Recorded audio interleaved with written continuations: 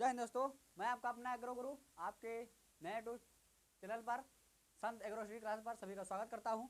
जैसा कि आपको पता है कि आज जेनेटिक्स का था, है ना। आज एक लाइव क्लास डाली गई थी, बट कुछ कारण वजह से उसको हटाना पड़ा, है ना। क्योंकि मैं चेक कर रहा था, देखेंगे होगा या नहीं होगा। फिलहाल के लिए 1-2 दिन में, फिलहाल के लिए वो वैसे भी तैयार स्टार्ट हो जाएगी लाइव क्लास, में कोई दिक्कत नहीं है, आप परेशान मत होइएगा, ठीक है। बिजली अपलोडेड वीडियो मिल रही है आपको जेनेटिक्स की। तो जेनेटिक्स आगे का जो मेंडल वाला था, मेंडल का मतलब सारी चीजें समाप्त कर दी थी। मेंडल वाले में कोई दिक्कत नहीं रहेगी आप लोगों को। आज मेंडल का ज़्यादा है, थोड़ा डिफिकल्ट है ना, थोड़ा टफ है, बट कोई दिक्कत नहीं है। हम उसको आपको वीडियो के माध्यम से दे देंगे या लाइव ही ले लेंगे किसी दिन, है ना, और बता देंगे सारी चीज़ें। तो आज उसके अगला चैप्टर हमारा जो है क्रोमोसोम यानी कि क्रोमोटिन यानी कि मिटोसिस और मियोसिस के बारे में हमारे पढ़ेंगे। तो उससे पहले हमें पढ़ना है गुणसूत्र के बारे में। गुणसूत्र क्या होता है, गुणसूत्र में क्या क्या चीज़ें होती हैं, उसमें क्या क्या चीज़ें हमें पढ़नी होती है, ये सारी चीज़ें हमें देखना है। उसकी आकार की कैसे होती है, उसके कार्य क्या होते हैं, इसकी खोज किसने की, ये सारी चीज़ें हमें यहाँ पर पढ़ना है, ठीक है। चलिए ज़्यादा बातें ना करते हुए वीडियो को स्टार्ट करते हैं, ताकि वीडियो ज़्यादा लंबी ना होने पाए। तो चलिए देखिए, आपके सामने बना हुआ है कि एक फिगर बना हुआ है जिसे गुणसूत्र कहा जाता है। क्या कहेंगे इसको भैया? गुणसूत्र कहेंगे। क्या कहेंगे? गुणसूत्र, या कहेंगे क्रोमोसोम।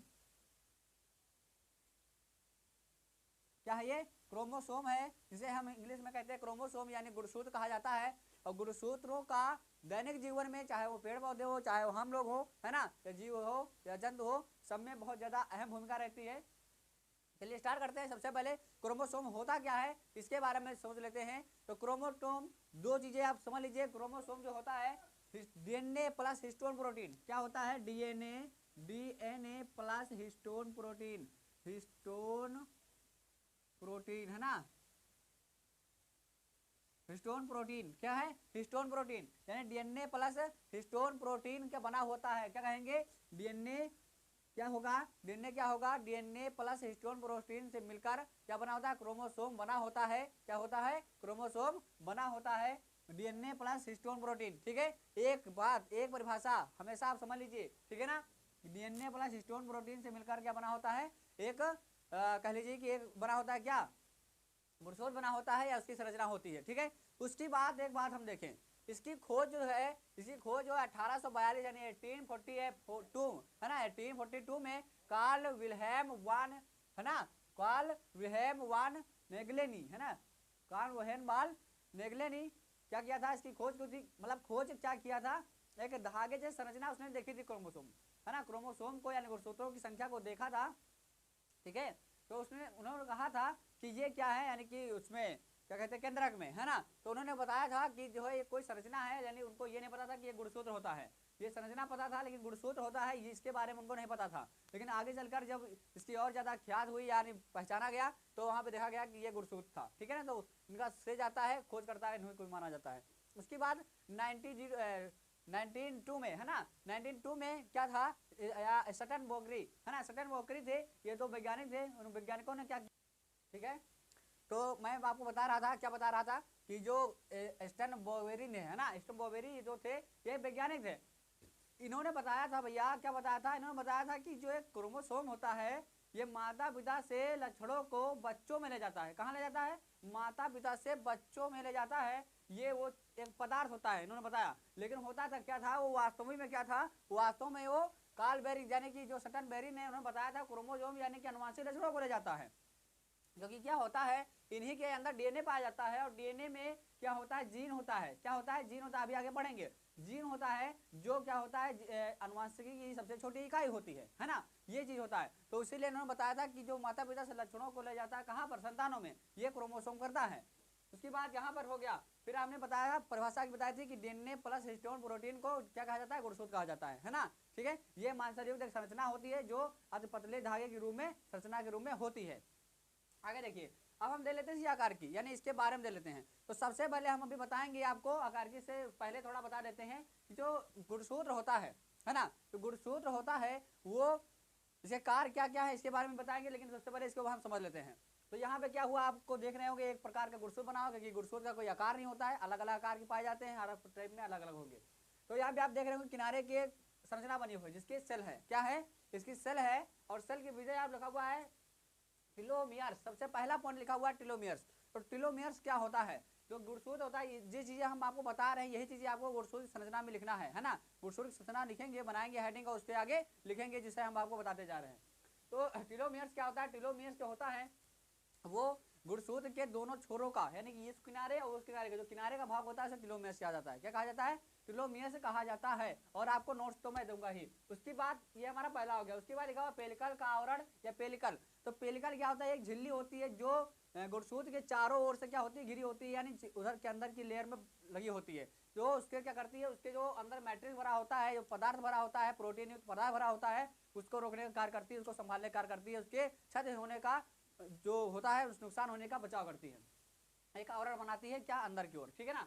वो हमारी हो जाती है पेलिकल। पेलिकल का आवरण होता है किसका, होता है पेलिकल का। ये आता है अगला मैट्रिक्स, यानी मैट्रिक्स क्या होता है, मैट्रिक्स जो होता है उसके अंदर जो तरल प्रोटीन युक्त पदार्थ भरा होता है जिससे वो अपना ऊर्जा प्रदान करता है ना, तो वो हमारा क्या होता है, मैट्रिक्स होता है, जो उसके अंदर तरल की भरा में भरा हुआ होता है। उसके बाद आता है यहाँ पर डीएनए या क्रोमोनिमा। डीएनए को क्रोमोनिमा भी कहा जाता है। क्रोमोनिमा किस लिए कहा जाता है, देखिए क्रोमोनिमा इसलिए कहा जाता है क्योंकि ये टेढ़ी मेढ़ी संरचना होती है, इसीलिए इसको क्रोमोनिमा कहा जाता है। क्या कहा जाता है, क्रोमोनिमा कहा जाता है। डीएनए अभी मैं बताया है ये आनुवांशिक पदार्थ होता है। डीएनए डीऑक्सीराइबोन्यूक्लिक एसिड होता है। क्या होता है, डीऑक्सीराइबोन्यूक्लिक एसिड होता है, ये होता है आनुवांशिक पदार्थ होता है, ठीक है, जेनेटिक कैरेक्टर का होता है। उसके बाद हमारा आ जाता है, आप देख रहे होंगे ये संरचना बनी हुई है, ये डीएनए का ही है, ठीक है। उसके बाद हमारा आता है क्रोमोमियर्स। क्रोमोमियर्स क्या होता है, क्रोमोमियर्स इसका एक ऐसा पार्ट होता है, ये पूरा ऊपर का, सॉरी ये यहाँ पर क्रोमोमियर्स दिया हुआ है, यानी कि जो इस पे बूंदियां होती हैं, देखिए आप देख रहे होंगे बूंदियां, तो एक तो ये क्या होते हैं, हाइड्रोजन बंद होते हैं, है ना, हाइड्रोजन बंद होते हैं, फास्फेट बंद होते हैं डीएनए के अंदर। इसके ऊपर छोटी छोटी बूंदियों के रूप में संरचना पाई जाती है, जैसे हम क्या कहते हैं, जीन कहते हैं। क्या कहते हैं भैया, जीन कहते हैं। क्या कहते हैं, जीन कहते हैं, ठीक है। ये जीन है जो उसके ऊपर उपस्थित होती है, इसे क्रोमोमियर्स कह सकते हैं हम, है ना। उसके बाद यहाँ पे लिखा हुआ अर्ध गुणसूत्र या हाफ क्रोमोसोम। हाफ क्रोमोसोम क्या होता है, हाफ क्रोमोसोम मतलब आधा गुणसूत्र क्या होता है, आधा गुणसूत्र, है ना, ये हमारा आधा गुणसूत्र हो जाएगा। तो यहाँ से यहाँ तक ये आधा गुणसूत्र हमारा हो गया। उसके बाद ये जो प्राथमिक खांच दिखी हुई, यहाँ लिखा हुआ है क्रोमोमियर्स, है ना, सेंट्रोमियर्स दिया, सेंट्रो मतलब सेंटर यानी बीच का, तो सेंट्रोमियर्स मतलब उसको कहते हैं प्राथमिक खांच कहा जाता है, और प्राथमिक खांच का जो ऊपर का हिस्सा होता है उसे अर्धगुणसूत्र कहा जाता है, ठीक है। यहाँ तक आपको लिखना है। उसकी बात क्या करते हैं, उसके बाद ये हमारी प्राथमिक खांच, जहाँ पर हमारा क्या होता है, गुणसूत्र आधा हो जाता है, यानी आधे आधे में बढ़ जाता है, ठीक है, ये प्राथमिक खांच हो गई। उसके बाद हमारा आता है गुणसूत्र बिंदु, जहां पर दूसरा यानी दूसरा भाग जो होता है वो हमारा, ठीक है, दूसरा भाग प्राथमिक यानी द्वितीयक खांच से बीच में का जो दूसरा भाग होता है क्रोमोसोम का दूसरा पार्ट होता है। क्या होता है, दूसरा पार्ट होता है, ये गुणसूत्र बिंदु होता है जहां पर ये जुड़ा होता है, ठीक है। उसके बाद हमारा अगला आता है द्वितीयक खांच। द्वितीयक खांच यानी कि ऐसा बिंदु जहां पर सैटेलाइट भाग उपस्थित होता है, किसका, गुणसूत्र का, है ना। तो ये सैटेलाइट भाग है, जैसे टेलोमियर्स कहते हैं, यानी ऊपर वाला नीचे वाला भाग, ठीक है। तो क्या कहते हैं, टेलोमियर्स कहते हैं, क्या कहते हैं, ठीक है। तो यहाँ तक हमने समझ लिया ये हमारा आकार की क्या होती है, हमने देख लिया है, ठीक है ना। तो ये हमारा क्या होता है, ये गुणसूत्र होता है। यह इतनी जितनी भाग मैंने आपको बताया है, ये सारे गुणसूत्र के भाग हैं, और इनके पार्ट क्या क्या है ये सारे हमने देख लिया, ठीक है। अब हम आगे चलते हैं और आगे देखते हैं, है ना, गुणसूत्र के प्रकार क्या देखते हैं, नहीं पहले देख लेते हैं आकार की क्या क्या होती है,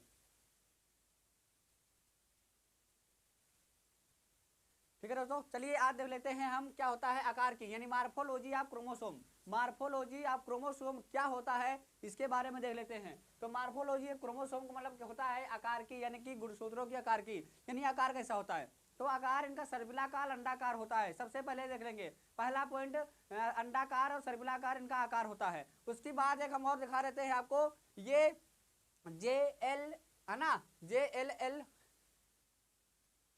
ठीक है, JLO टाइप ये भी पाए जा सकते हैं, या V सॉरी, है ना, क्या हो जाएगा, VJLO टाइप के भी पाए जा सकते हैं, क्योंकि सबके अलग अलग आकार के अलग अलग प्रकार के क्या होते हैं, क्रोमोसोम होते हैं, सब में एक प्रकार के क्रोमोसोम नहीं पाए जाते हैं, ठीक है। तो मार्फोलॉजी ऑफ क्रोमोसोम देख लेते हैं जल्दी से। पहला लिखा हुआ A, ये A टाइप है, ए टाइप, यहाँ पे आप देख रहे हैं ए व बी टो मेटा सेंट्रिक, ए व बी टाइप मेटा सेंट्रिक गुणसूत्र कौन कौन से होते हैं, अभी हम जब अगले वीडियो में पढ़ेंगे यानी टाइप्स ऑफ क्रोमोसोम तो वहां पे जान जाएंगे। तो यहाँ पे पहले पढ़ लेते हैं कि ए बी, जो ए बी यानी ए व बी, ये दोनों जो है ये क्या है, ये भैया मेटा सेंट्रिक है, क्या है, मेटा सेंट्रिक गुणसूत्र है, क्या है। इसमें क्या होता है, बीच का भाग यहाँ पे देखिए क्या हुआ, चिपका हुआ है, इसमें थोड़ा आगे का भाग यहाँ पर चिपका हुआ है ऐसे, है ना, ये वाला भाग है थोड़ा बढ़कर, यहाँ पे बीचों बीच में, यहाँ पे थोड़ा बढ़कर। तो ये दोनों टाइप जो होते हैं वो मेटासेंट्रिक गुणसूत्र होते हैं, या इनका प्रकार क्या होता है, मेटासेंट्रिक प्रकार का होता है। ये आकार की इनकी होगा, ये प्रकार के गुणसूत्र हो गए। उसके बाद हमारा आता है C और D।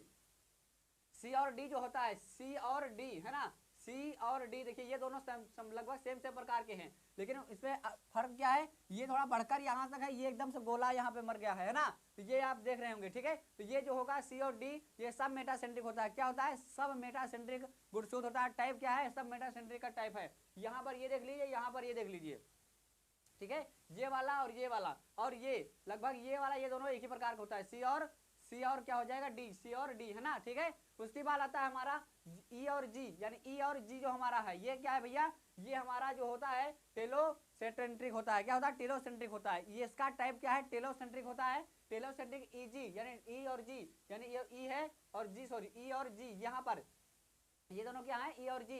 टेलोसेंट्रिक का एफ हमारा क्या है? एफ हमारा देखिए भैया क्या है? डाइसेंट्रिक है। क्या है? डाइसेंट्रिक। तो ये आपको क्या है? एक प्रकार का हमारा पूरा फॉर्मेट है कि किस प्रकार से कार्य करता है। क्या करता है? कार्य करता है, ये हमारे प्रकार से। इसका आप स्क्रीनशॉट ले लीजिएगा। स्क्रीनशॉट लेने के बाद जो मैंने पॉइंट बताया लिख लीजिएगा। इनका जो आकार होता है सल्काकार, अंडाकार होता है ना, इनका जो आकार होता है, इनका कोई निश्चित आकृति इनकी नहीं होती है, किसी भी प्रकार के पाए जा सकते हैं। ये टाइप आप देख रहे होंगे, ठीक है ना। तो ये हो गया क्या? Morphology of chromosome. क्या हो जाएगा? मार्फोलॉजी ऑफ क्रोमोसोम हो जाएगा। अब इसके बाद इसके नोट्स आपको मिल जाएंगे, ठीक है। और अगला हम पढ़ेंगे, अब इसके बाद पढ़ेंगे टाइप ऑफ क्रोमोसोम। क्या पढ़ेंगे? Type of chromosome. क्रोमोसोम कैसे प्रकार, कितने प्रकार के होते हैं, कौन कौन से होते हैं, उनके नाम क्या क्या हैं, इसके बारे में अगली क्लास में हम पढ़ेंगे, ठीक है। इसके बाद फिर आएंगे अगले क्लास में, ठीक है, और उसके एक नई वीडियो के साथ, एक नए जोश के साथ, एक नए विचार के साथ, एक नए ज्ञान के साथ, ठीक है। इसी प्रकार से आप लोग जुड़े रहिए। और मेरे चैनल को अभी तक जिन लोगों ने सब्सक्राइब नहीं किया है और बेल आइकन प्रेस नहीं किया है, जो लोग अभी तक हमारे चैनल को नहीं जान सके हैं, उन लोगों तक इस चैनल को पहुंचाइए, और जो लोग जान चुके हैं वो लोग सब्सक्राइब करें, और सब्सक्राइब करने के साथ साथ बेल आइकन को प्रेस करें, ताकि हमारी सारी वीडियो आप तक प्रॉपर पहुंच सके और आप अच्छे एग्रीकल्चरिस्ट बनकर तैयार हो सकें, ठीक है। क्योंकि हम आपको एक अच्छे एग्रीकल्चरिस्ट बनाकर छोड़ेंगे, क्योंकि हमने आपसे वादा किया है, ठीक है। तो मिलते हैं एक नई वीडियो के साथ, तब तक के लिए जय हिंद।